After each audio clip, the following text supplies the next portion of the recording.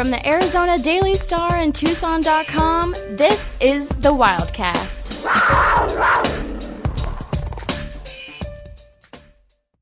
Welcome to a Territorial Cup edition of the Wildcast podcast. Subscribe, rate, and review the Wildcast wherever you listen to podcasts. Not only is it Territorial Cup week, guys, it's Turkey week. Happy Thanksgiving to you guys. Happy Thanksgiving. Justin, this is my favorite day of the year. I don't know if you know that, but it's day before, as we record, it's the day before Thanksgiving.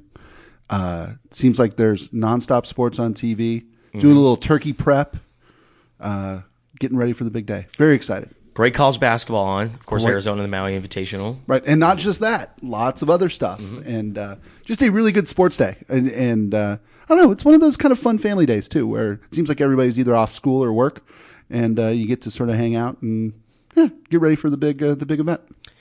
We got Thanksgiving on Thursday. Not Michael Lev. Michael Lev has to work. I was going to say, why am I working? Everyone else is just hanging out. Well, how do I sign up for this? Yeah.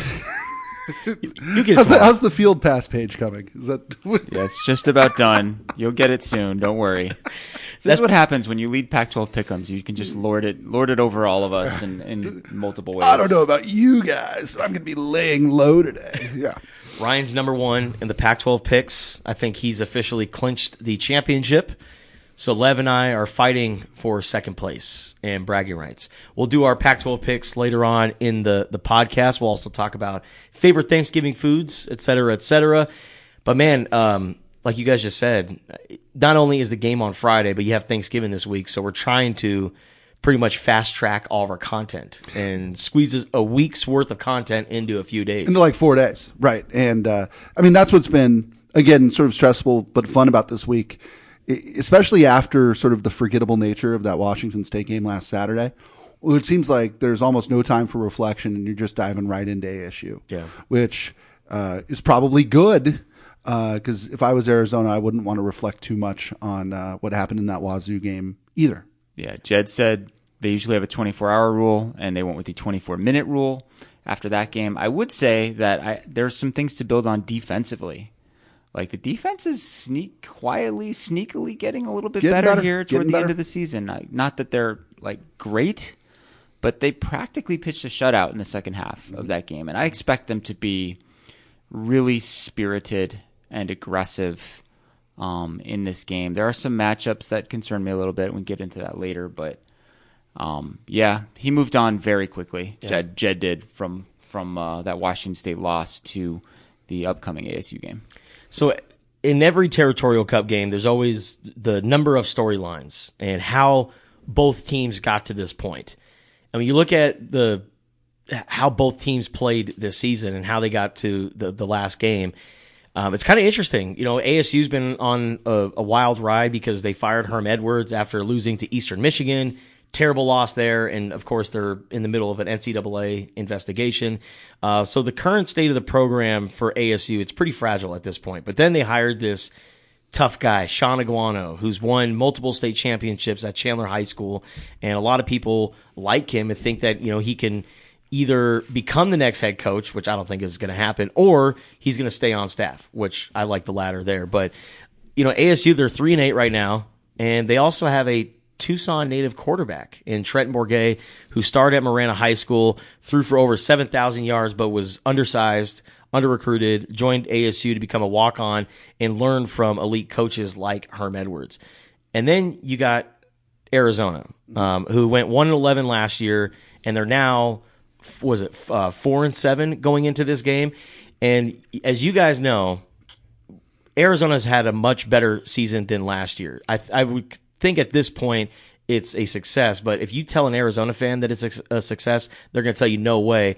The last game matters. There's a big difference this season between 4-8 and 5-7, and it's all starting with this week. Well, and it's funny, Arizona has 4 wins heading into the rivalry game, and it's seen as an ascending program. ASU has 1 fewer win, and it seems like it's at rock bottom, doesn't it? I mean, that's what's sort of crazy about expectations, right? The ASU as recently as a couple years ago, I think, was seen by many as sort of a sleeping giant that had just woken up, a program that could compete for Rose Bowls, and things went south almost as soon as the NCAA showed up on their doorstep. You look at Arizona, When you've won one game in 2 seasons, as Arizona had before this year, 4 wins feels great. And 5 wins, Jedd Fisch will get Pac-12 Coach of the Year votes if they can finish the season with 5 wins.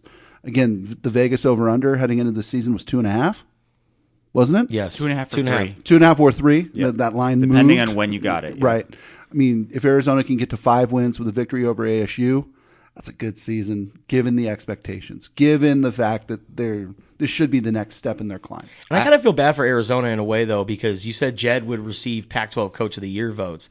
But you look across the conference, like Lincoln Riley could have the Trojans in the CFP. You look at what Jonathan Smith is doing at Oregon State. Like, coaching is at an all-time How about level. Kalen DeBoer? Yeah. I mean, those guys are probably the top 3 candidates for Coach of the Year. Yeah. Right. Unless, well, I guess if Oregon runs the table here, Dan Lanning conceivably could get it. I think if Jedd had gotten to 6-6, he might have won it. Yeah. I've been listening to Canzano and Wilner regularly. They know more about the Pac-12 than anyone. I think they said that the coaches get 2 spots to vote for Coach of the Year. So I think Jedd would have gotten a lot of votes if had he made it to 6-6 and gotten to a bowl game coming off of the disaster of 2020/2021. Yeah. Yeah. But I agree. And also, quarterback play is at a great level right now in the Pac-12. And you look at the numbers that Jayden de Laura has put up. I mean, shoot, if this was last year, we might be talking about Jayden de Laura being, possibly an all Pac-12 quarterback, but he's right there in the middle of the pack because there are just so many better quarterbacks in this league. I mean, even look at sort of what we used to call the Pac-12 South, right? I mean, Caleb Williams is incredible. DTR is incredible. Cam Rising is incredible, right? I mean, where would you put de Laura? Yeah. Maybe right below Cam Rising, maybe right even with Cam Rising. It's been a really good year for quarterbacks in the league. I think it's been a really good year for coaches in the league. All the guys who we mentioned as potential Coach of the Year candidates, they're all first-year guys. Yeah. What would ASU's record be right now if Jaden Daniels hadn't transferred? Now, you have to put that in context because a lot of guys transferred. It was kind of a mass exodus. And if you look at their 2 deep, they had to bring in a ton of guys just to fill it out, to have a starting lineup. But, I mean, their quarterback, who admittedly I guess there were some issues in the locker room. He may have not been the most popular guy, or his mom wasn't the most popular guy or something. Yeah. He's now the quarterback of, according to the CFP committee, the number 5 team in the country, LSU, which is going to play in the SEC championship game against Georgia. So I mean, that's an impact player, and he played really well against Arizona too. Like his running last year was maybe the biggest difference in the game, aside from a late pick 6. And then like Ricky Pearsall at Florida, they didn't Chip train him playing at Ohio State. Yeah, and Eric Gentry went to USC. I mean, guys are just scattered all over the country from that ASU roster last year. That what was the final 38-15? Yeah, it was another blowout. I thought it was interesting. Our friend Doug Tamaro works up at ASU Media Relations. Doug T. I think he said that ASU's won 5 in a row, right? In 3 of the games, Arizona had the lead at halftime. Yeah. Wow. 2017, right? 2017, 2018, and I guess 2019, right? So what happened to Khalil, Lev? Oh man, in 2017. What? That's a great question. He got hurt. Could never. Yeah, got hurt. 5. Yes, the 5-year anniversary coming up. Be writing about that in the paper. One of the more memorable press interactions that I've ever had, or that anyone's ever seen, with Rich Rodriguez after that game. I've never been more uncomfortable, and I wasn't even there. I just watched it on TV. I would never been more uncomfortable watching a press conference. And again, you're right. I mean, that's the year Khalil Tate gets hurt. Maybe on the final play before halftime. Yeah, isn't the same in the second half. Then was it the next season where Arizona has the lead late? Yeah, it was a 19-point lead in the fourth quarter. 19-point lead in the fourth quarter in Tucson. They win that game. They go to a bowl game in Kevin Sumlin's first year. Right, and Khalil Tate turns the ball over. I mean, that's they hand him the Heisman year, right? Yeah. And, they blow a 19-point lead. Again. Yeah. They somehow managed to kind of bounce back from that. I mean, they were 4-1 in 2019. They lost that opener against Hawaii, which, Khalil almost made another insane play. I mean, he's come within inches of making some of the craziest statue-worthy plays that anyone's ever made. And then they won 4 in a row. Yeah. And I would say it was that Washington game here where they just kind of – I always compared it to when Buster Douglas knocked out Mike Tyson. Yeah. Like, Khalil was never quite the same. The program was never quite the same after that game, which, again, Arizona was leading, I believe, Washington at halftime. Yeah. And then got absolutely blown out of the stadium in the second half and lost 20 games in a row. Lev, you've been around college rivalries dating back to Northwestern and whoever their rival is. It's not Indiana. Dabo Swinney seemed to think that Northwestern's rival was Indiana. I don't know where he's getting that from. Loyola Chicago? Loyola, what? UIC? I mean, it's Illinois. It's Illinois. Right? It's Illinois. But my point here is, Lev, when you started experiencing this rivalry for the first time, when you first got here, sort of what were your first impressions of it, and where do you think this ranks? Greg Hansen makes the argument in Thursday's Arizona Daily Star that it's the best rivalry in the league. Where would you place it? I would say that it's pretty much this on par with whatever they're calling the Oregon one now. It's not the Civil War. They're still searching for a name. And the Apple Cup. Intrastate. And what I noticed after coming here is just how much of an influence that one game has on how everybody feels about the entire season. Like, I didn't get that sense when I was covering USC and they would face UCLA, because there was also Notre Dame for USC. There's also the national championship picture. Right. You know what I mean? Whereas, like you said at the beginning, Justin, like, this game can have a huge influence on how people feel about the entire season. Yeah. I mean, 5-7, 4-8. Like, what's the difference, right? You're not in a bowl game either way. You're under 500 either way. But man, does it feel different if you win that last game against your rival, especially since Arizona hasn't done it in a really long time. Right. Go back to that 2016 season. The Wildcats finished 3-9. They went into that game winless in Pac-12 play. Then they clobber ASU, and how they did it was impressive, right? They ran the ball up and down ASU's throats. I believe they set a program record for rushing yards. And Arizona fans don't really remember about 3-9. No. They think about clobbering ASU in that final game of the season. They think about Jacob Alsadek hoisting the Territorial Cup, and it was a celebratory moment for Arizona in what had been a very forgettable season. So. The day I moved to Tucson 18 years ago this week, Arizona's playing ASU in Mike Stoops' first year. Arizona's 2-8 heading into that game, because that was back when you played 11 games instead of 12. Yeah. ASU is in Tucson, and they're ranked. They have a guy named Andrew Walter at quarterback, who was 7 feet tall, it seemed like, and super athletic, and somebody who they really talked about as an NFL guy. Arizona, I believe, broke his collarbone or his shoulder, pulled off an upset. There's a photo still of Mike Stoops celebrating that we use periodically from that game, and everybody thought that day, basically, that the season was a success. They went 3-8, and everybody thought that season was a success. They thought this Mike Stoops guy. He's Mike okay Stoops after guy. all. He is, right. And it was, actually, I guess that would have been Stoops' second season. Yeah, 04. And, it was just, that's how much, I mean, we joke about this, right? Arizona ASU so often is 5-6 versus 6-5. And the winning coach gets an extension and the losing coach gets fired. Yeah. Right? And it doesn't matter what your record is. It matters how you do against ASU. Rich Rod couldn't beat ASU. Kevin Sumlin couldn't beat ASU. Can Jedd Fisch? Yeah. Breaking news. Your boy, Antoine Cason, is the honorary captain. Oh, look at that. For the Wildcats in the Territorial Cup. And they have a picture of him here on the graphic wearing the red jersey with the blue helmet and the blue pants. Which I know that you like that. You love that uniform. Best uniform combo ever. So that's a red out on Friday, but Arizona's not wearing red. Okay. They're wearing, I believe they're going to wear blue. Is this confirmed? I asked, are they wearing red jerseys? And I was told no. Well, they don't have red jerseys. Yeah, they don't have red jerseys. Okay. So it's a red out for the fans. I guess they could have done a blue out. Right. They could have done a white out. Blue out for the blowout, right? If any, at least it's not a gold out, right?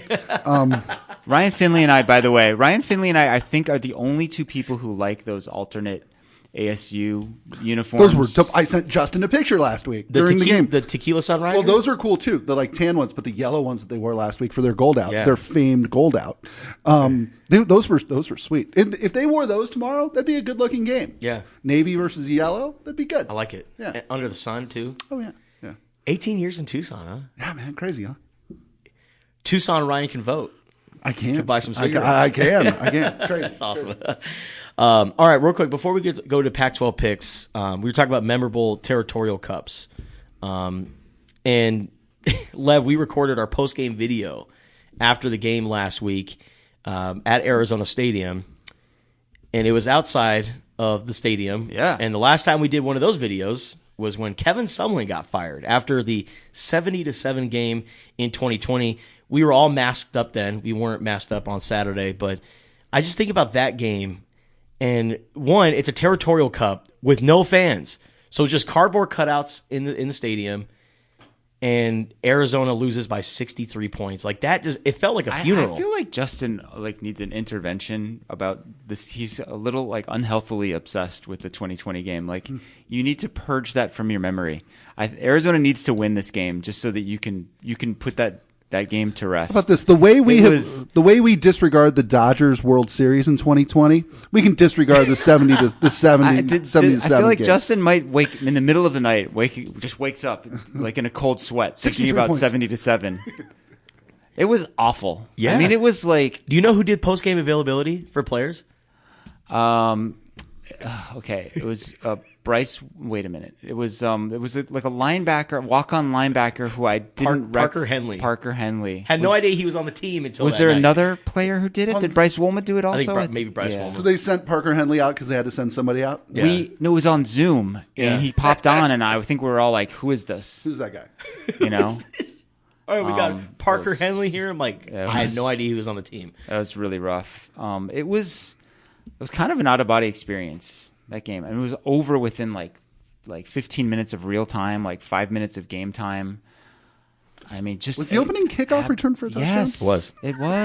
It was like opening kickoff, then a fumble. I mean, it was 21-0 in no time flat, and just an absolutely abysmal performance. However, it was kind of something that had to happen, because if there was any doubt whatsoever whether Arizona needed to move on from that particular coaching regime, it was confirmed that day. Yeah. So there's the bright side. I made that decision at halftime because at that time, Arizona had laid off 36 employees in their athletic department.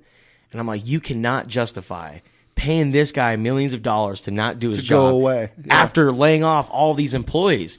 And then they lose by 63 points. And I was like, You got to. yeah, you have to fire this guy. And not a single person came to bat for Kevin Sumlin. No. Well, he wasn't here long enough, I don't think, to engender a whole lot of loyalty. I don't think his personality was such that he was particularly well. Maybe, I don't know if he was liked or not. I'm not sure he was loved. It's crazy. My question, guys, bringing it back to Friday's game. If Arizona's up 28 or 35 or something like that on ASU, I'm not saying that could happen. I'm saying if there's a time when Arizona gets up, does Jedd put his foot on the gas because of 70-7? Or did this all happen in a different time, in a different era before Jedd even cared? Like, do you try to have your own run it up moment because ASU did it 3 years ago, 2 years ago? You can run it up by actually running the football and trying to run the clock out. It's like, well, if you don't want us scoring all these touchdowns, how about you stop the run? Right.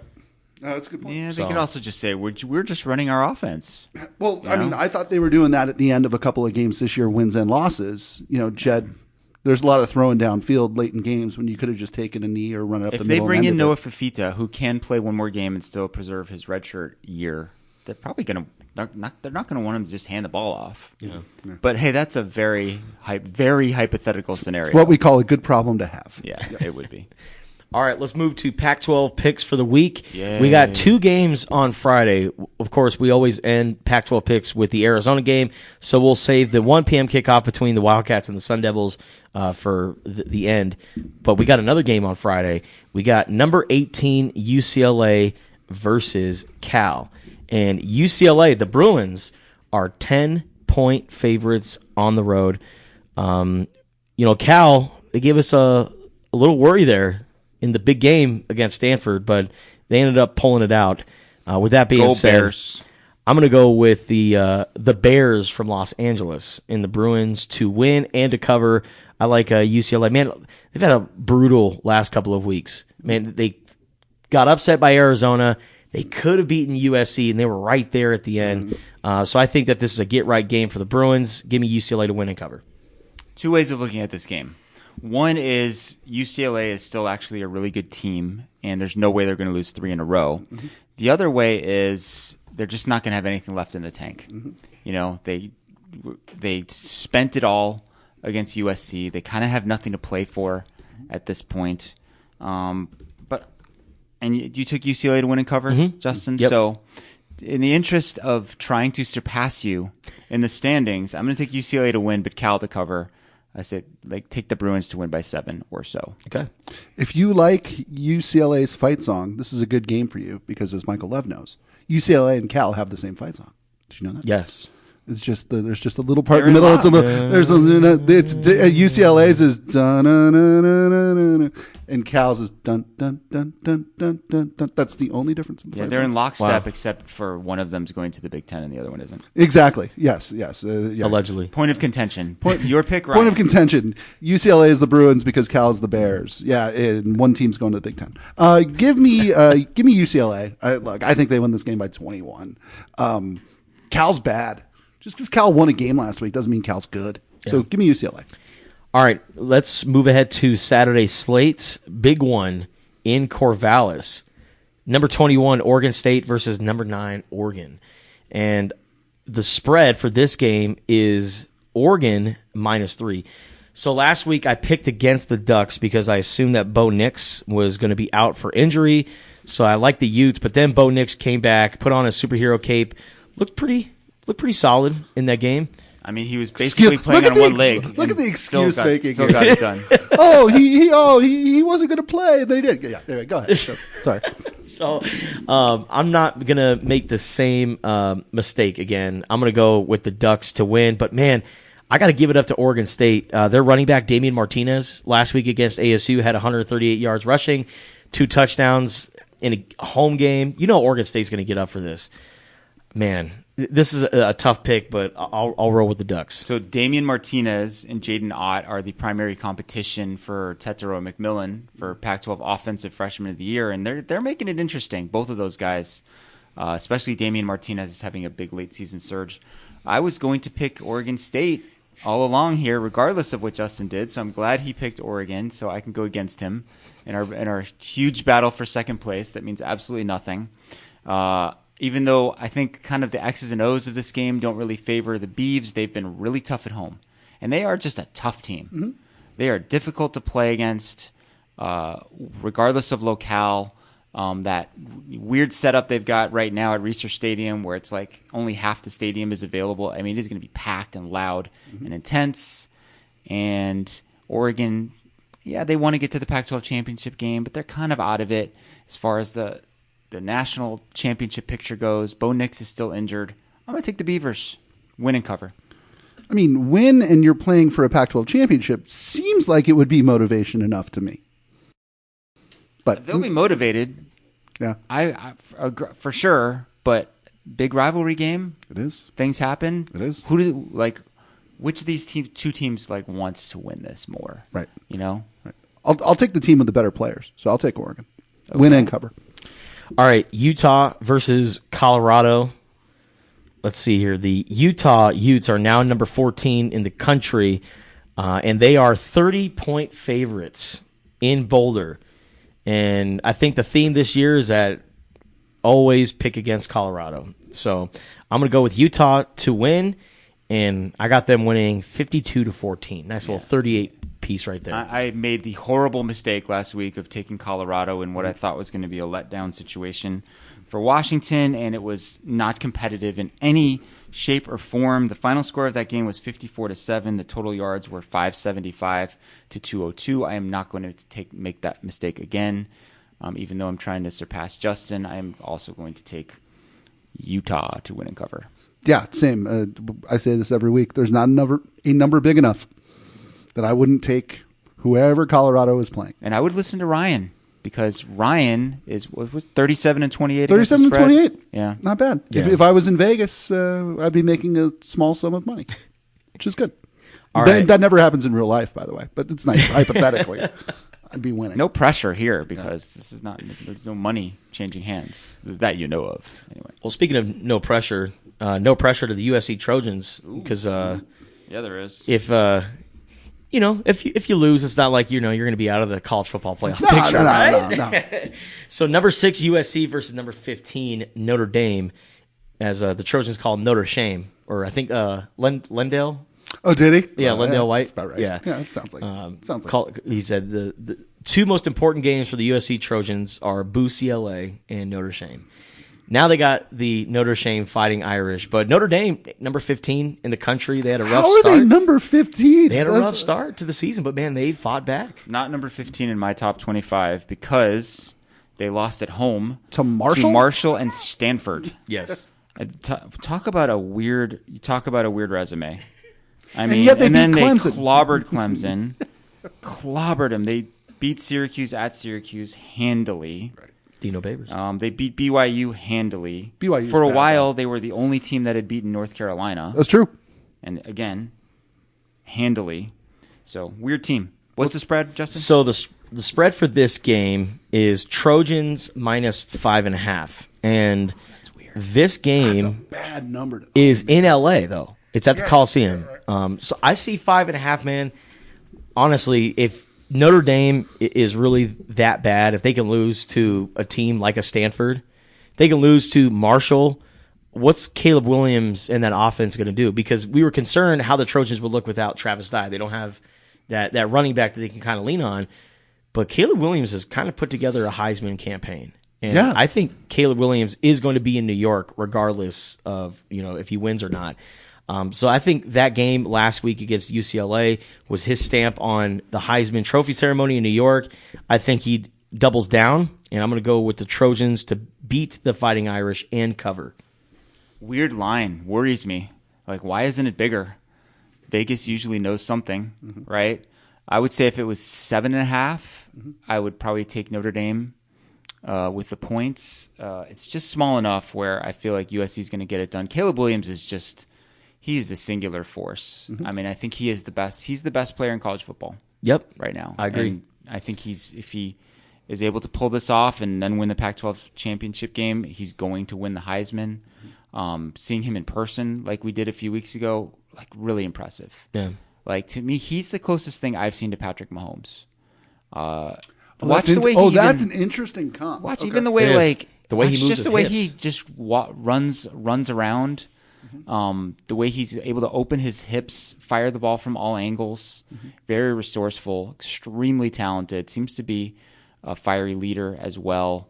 The biggest seems reason, like a good human being. The biggest reason they're 10-1, and the biggest reason that they'll win and cover against Notre Dame. You know what? I'm going to be different here. Notre Dame. In many ways, this is Notre Dame's bowl game. This is a chance for Marcus Freeman, whose history is, of course, defense, to really make this the year they beat USC and not the year they lost to Marshall. So because the Pac-12 can't have nice things, give me Notre Dame to cover and Notre Dame to win. Oh my god! This Ryan knows. When you have nothing to lose. You're the position. I'm playing Ryan's free in. and easy at this point. Yeah. House money. All right, Washington versus Washington State, the Apple Cup.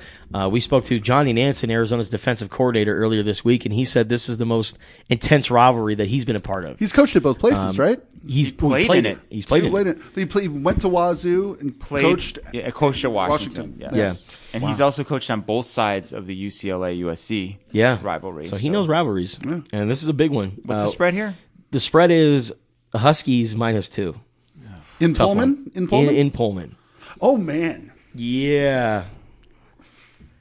And I don't know. Silence man. is not good for a podcast, guys. But I will say this. This game's really tough. It's personal. Even though Jaden Delora is not there anymore, they still remember about planting that flag in the middle of Husky Stadium. So that visual is still in the back of their mind. I'm sure they've had this game circled all season long. So I'm going to go with the Huskies to win and win by a field goal. So I got them covering. Washington State's defense legit good. Really right? good. Really good. Really confusing for an opposing quarterback. They just present you a lot of weird looks up front, and you just don't know who's rushing, who's dropping. I think that's a big key to their success. You saw what they're capable of last week. They're kind of like the underrated / disrespected team in the Pac-12 this year. All that being said, I agree with you, Justin. I'm going to take Washington. This is a huge revenge game for them. I know a lot of things have changed, but that aspect of it, is going to be brought up over and over. Planting the flag, not only planting the flag at Husky Stadium. Man, maybe we should have thought of that when we were sizing up the Washington State-Arizona game last week, considering who planted the flag. But I'm going to say that Michael Penix, who's had a really impressive year for Washington, finds a way to get it done, able to make big plays, keep turnovers to a minimum. And like you said, it could be a field goal game. You're only giving 2 points. If it was like 3.5, I may reconsider this, but I'm going to take the Huskies to win and cover. Give me the Cougars. Cougars at home. Cougars at home. This is ensures that we're going to lose, Justin. Okay, so run out. Listen, people. Ryan picked Washington State and Notre Dame. Go out right now. Hammer parlay those two, and money you will. Not even points. Yeah, you'll have all the money you need to buy all the Christmas presents for your family. So here's my brief argument on Washington State. Number one, so much has changed at Washington in the last year that I'm not sure many impact players were there when that flag got planted. Sure. You've got a new quarterback, you've got a new coach, you've got a new way of doing things. Washington State won me over last week. I think I'm not sure I counted them among the league's good teams until I watched them in person last week. And if they can disrupt, there's no reason why they can't disrupt Michael Penix the way they disrupted Jaden DeLore. Yeah. And they're playing at home, and Pullman is a tough place to go to, as Michael Lev knows. There could be weather. Could be weather. That's a 7:30 p.m. Pacific time kickoff. Right. In Pullman. And that is a tough place even under normal circumstances. It's not a big stadium. It's going to be very loud. Give me the Cougars. Home dogs, man. Home dog. All right, Stanford versus BYU. I've convinced Lev now. Lev wants to change his pick. I know I'm going to be wrong. I just know it, but I'll stick with Washington. Stanford BYU, Cougars minus 6.5. So yeah, I'm gonna go with the Cougars to win by a couple of touchdowns. Yeah, Stanford Colorado, man. All they've got is the kicker, your boy, he's kicked a 61-yard field goal at the end of that game, which didn't really mean anything to a lot of people, but it meant a lot to some people because I believe that it put that game over. Good job, Mr. Musburger. Yeah, that's so. I'm also going to take BYU. There's just no argument you could make to me to take Stanford at this point in the season against anybody. By the way, I've never seen a buzzer-beating field goal at the end of the game, and it didn't matter. When it didn't matter. Yeah, it didn't matter. There was one. There was one in the Titans-Panthers game 2 weeks ago, and don't ask me why I know this. There was a buzzer-beating field goal that didn't count, that didn't matter, that covered for the Panthers. Panthers-Falcons. Panthers-Falcons Thursday night game a couple weeks ago. But go ahead. Wow. Burned into my brain for reasons I don't want to get into. The over-under was 46.5. That put it at 47. Good Lord. Imagine. Somebody knows, right? 61-yard field goal. Second longest ever in Pac-12 play. So we all taking BYU? Yeah, I think that without spending any time on this whatsoever, this game is not about who's better, but it's about who's worse. I don't think BYU's been very good this year. BYU got smoked by Liberty. Right? And Liberty got beat by UConn. Ergo, UConn is better than BYU. Give me BYU here. I think that this is a forgettable season from David Shaw. And now you start to wonder. He's beloved, Michael Lev, but is he going to have to make some changes? He needs to make staff changes. Yeah. He needs to stop being so stubborn and so loyal and kind of get with the times.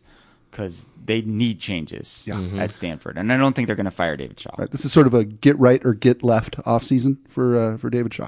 Yeah. All right, going back to Friday afternoon at Arizona Stadium, Arizona State for the Territorial Cup. Arizona, for the first time since 2017, is favored to win the T-Cup. Wildcats 4 points? -4. So let's see how Arizona can bounce back after their loss to Washington State. One thing that bodes well for the Cats is that Jedd Fisch he never has back-to-back awful games. And he had a career-high 4 interceptions against Washington State. He punched a teammate on the sideline. Now, granted, that teammate did have a helmet on, so it's not like kind of more that of a makes it shove. dumber. It- it's, that makes it- it worse. it's not like That wasn't a Draymond Green, punch. Jordan Poole type of Sure, situation. sure. It's It was more of a shove than a punch, I think. A facial shove. I'm going to that shove my thing- fist in your face. Was it LeBron against the Pistons? Was it last season where people were like, was that a punch? Was that not a punch? With Isaiah Stewart? Yeah. Remember that? Yeah. Remember that whole thing? I That think was, it was that was the maybe height an of Twitter. elbow or something like This That is that. like was my like the kids. height of Like I'm Twitter going to swing my stupidity. arms, and if I happen to hit your face, well, it's your fault for being in my way. Yeah, I was on the that is not a punch. I know what a punch looks like, and that's not a punch. I would say that Jaden forcefully shoved Yeah. Dorian Singer, who forcefully shoved him back, and the two apparently It resolved it. were able to kiss and make up. From that point on, Jaden had 5 more completions to Dorian Singer for like 129 yards or something. So yeah, I think they're okay. They're going to be fine. And I was a little concerned, though, because it's like, really, Jaden? Like, that's when you decide to do it against Washington State, against your former team. All the cameras are on you, all eyes are on you, and you decide to do something like that. Yeah, To and me, that shows that Jedd Fisch still needs to grow mentally It as does. a quarterback It's and a true. person. Yeah, and it's one of those things where it's like, what are people writing about nationally in regard to this game that they otherwise were paying no attention to? That incident. Yeah. Teammates get into it on the sideline situation. I It's don't not a think good look at all. Especially there was so much attention paid to Jaden last week. How would he handle things against Washington State? And he wanted to beat them so badly, right? It was pretty obvious. Just watch. And yeah, just watch, and we did, and it didn't go well. But as you said, he's shown a great ability to bounce back this season. So I think he'll be on point this week, and he'll be on. More important, he'll be on the same page with his receivers, which was a huge problem last week. Speaking of being on the same page, what's the line? The line is Arizona by 4. 4 points, -4. Over under is 65.5. So 65.5 is the over under. You know what? I'm going to go with Arizona to win this game. They win the Territorial Cup for the first time since 2016. Rich Rodriguez was the coach then. They've had Kevin Sumlin. Now they have Jedd Fisch for a couple years. They finally do it. Arizona beats ASU. I think ASU is going to make I wouldn't say a splash hire, but a very interesting one. Maybe one that's very Arizona friendly, where they just have an all-star lineup of coaches. This is a complete hypothetical situation here. This is something I was that going to say, what do you know, man? this is something that I would like to see. Like Kenny Dillingham being hired from Oregon, and then they keep Sean Aguano. Okay. Maybe they convince Charlie Ragle to come down from Idaho State. And they really kind of lean into this whole, we're going to make Arizona State an Arizona school. Okay. We're going to have the best of the best all stay here and play for the Sun Devils. But with that being said, that's their offseason. Arizona goes into the offseason feeling pretty good about themselves with a win over their rival. End the season 5-7. You have all these freshmen on the defense making plays. I think a win over ASU will be a very good launching pad for Arizona going into 2023. I'm with Justin on this one. I'm also taking Arizona to win and cover. I think it just kind of means more to them at this particular point in time than it does ASU, which is kind of like, who is our coach going to be? What is our roster going to look like? What does the future hold? I think there's only so many motivational buttons that Sean Aguano can push. They've kind of faded here down the stretch after some impressive performances. Arizona needs this. And the seniors who've endured so many low moments and 0 wins in the Territorial Cup, they want this.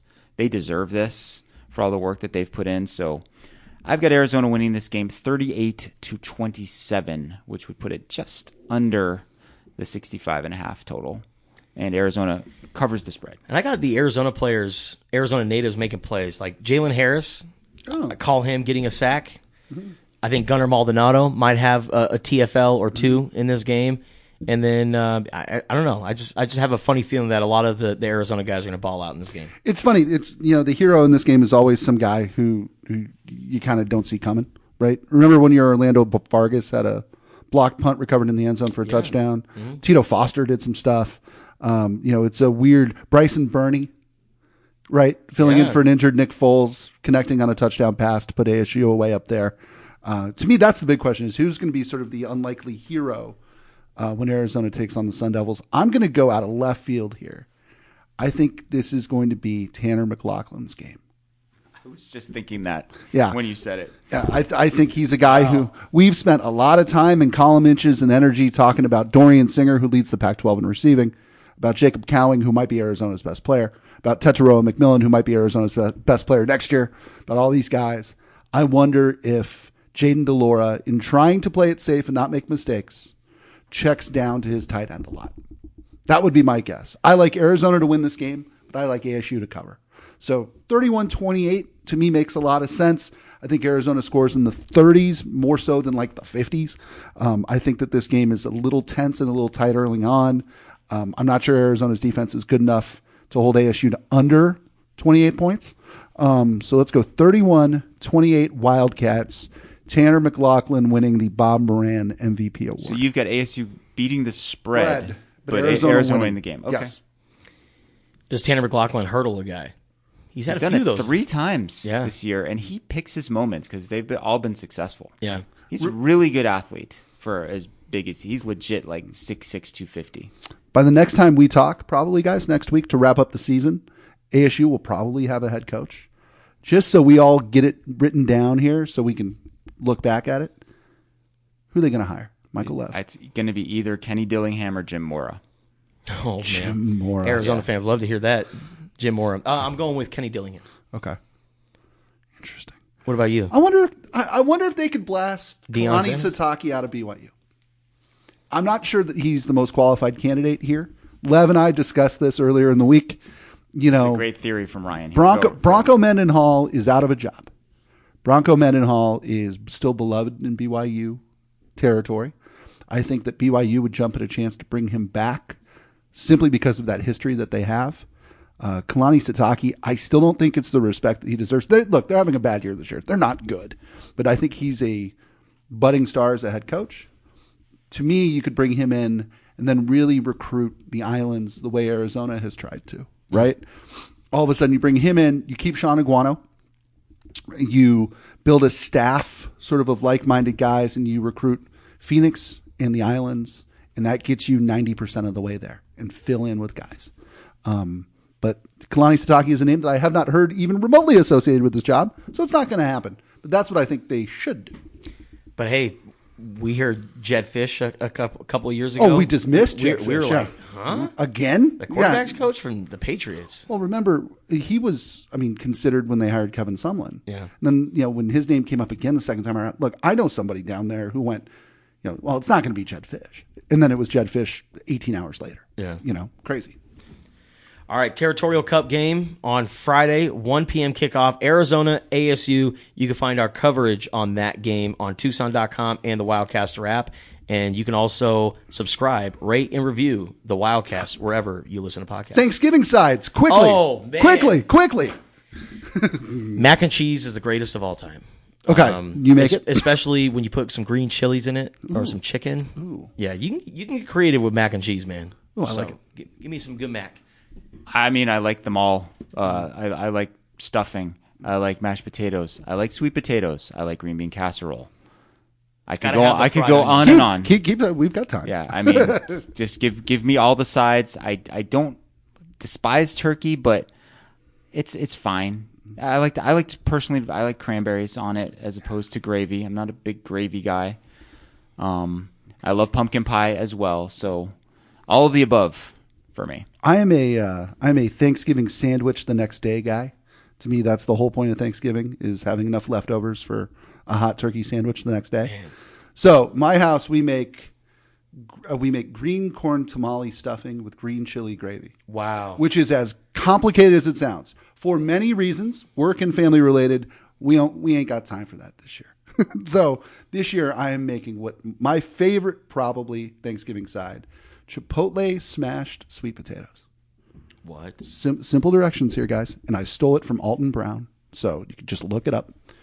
Peel and cube up some sweet potatoes, steam them in a steamer basket until they're soft, add some butter, add, the like Embasa chipotle peppers. Yeah. You chop up one of those, and then you do like 2 big scoops of the juice that comes in of the sauce. Mix it all together. It's sweet. It's salty. It's spicy. Spectacular. Wow. For a Tucson, Arizona Thanksgiving. Because I have family from Albuquerque, and they do the red chili gravy. Oh, yeah. And you can dump it on your turkey, your mashed potatoes, your stuffing. It just goes over everything. And it's amazing. You can put it on eggs. You could do all sorts of stuff. Oh, yeah. Yeah. Man. What's your address again, Ryan? Yeah. Come on by. Happy Thanksgiving, everyone. Hopefully everyone enjoys the holidays this week. And we'll be back next week to recap the Arizona football season and maybe talk a little Maui Invitational.